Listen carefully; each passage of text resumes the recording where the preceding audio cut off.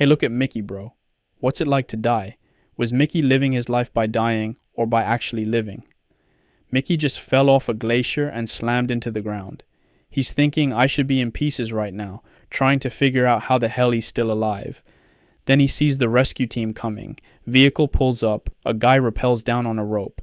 Got your lava gun? It's fine, but I'm not taking you back, leaving you here because they can just clone a new you anyway, the guy says. Mickey's cursing under his breath. The guy asks again, which one were you? 16.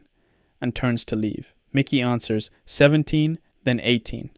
And from the other side, creatures are coming to eat him, sliding down the snow they're standing on, falling right onto Mickey. Every time Mickey dies, they just clone him again like printing out a fresh copy. His memory, his experiences, everything gets reloaded. It's super advanced tech, man, but it's banned on Earth, so it's only allowed outside the atmosphere. Mickey's been on countless missions and died so many times. Here's what we're wondering. How did Mickey end up in this situation? How many times has he died and been cloned? And yo, what if there were two Mickeys at the same time? Did his memories, behaviors, and psychology stay the same with each new clone? But first, we got to see how Mickey got to this crazy planet in the first place. Mickey and his buddy Timo made the biggest mistake of their lives, borrowing a massive amount from a loan shark to start a business.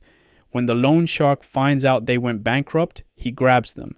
At this place, he shows them what happens to people who don't pay their debts, saying, no matter where you go in the world, we'll find you and bring you back, and if you don't pay, this is what happens to you, pointing at someone as a threat. Luckily, they've got a 2-week window. Mickey thinks, they'll find me on Earth. I gotta get off world. While applying to a space company, he writes on the paper that he accepts everything and that he's expendable. When asked, did you read the terms? He says yes, but he didn't read them. The company's owned by Marshall and his wife.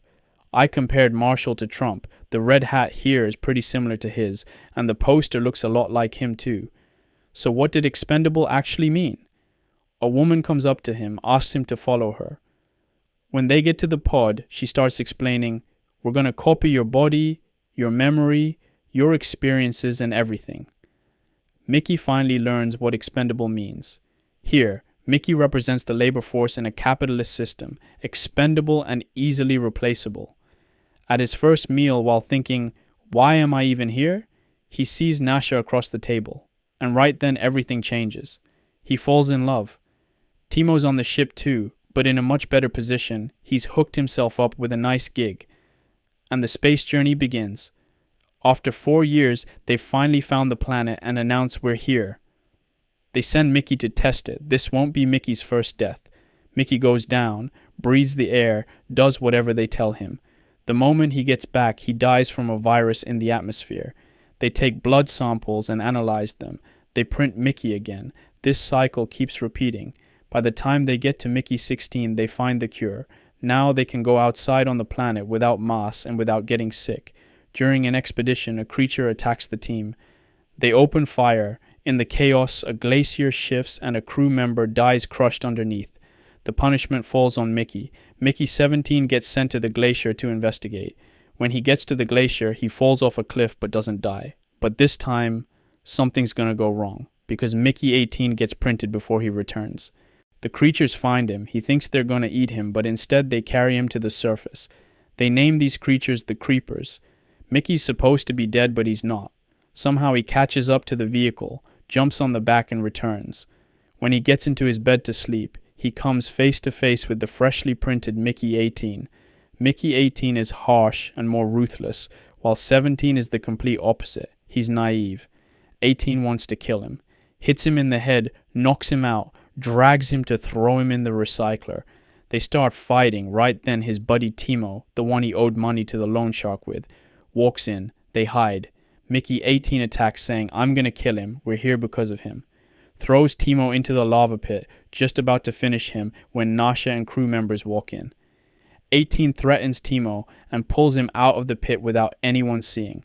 While 17's hiding, 18 leaves with Nasha, and Mickey 17 realizes the truth for the first time. Someone else had taken his place.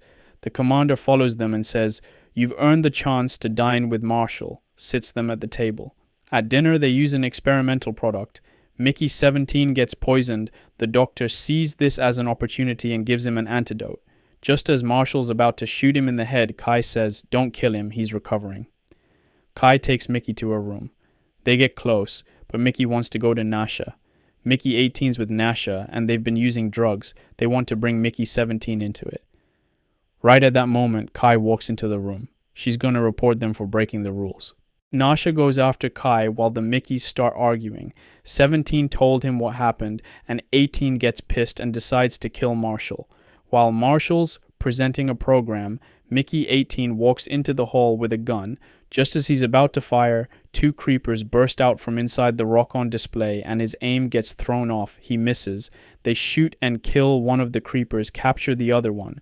While Nasha's trying to hold Mickey back, Mickey 18 fires the gun once more. This time the bullet grazes Marshall's face, just like the Trump assassination attempt last year. In the chaos, it's now clear there are two clone copies. They throw everyone in jail. Meanwhile, a letter arrives from the loan shark.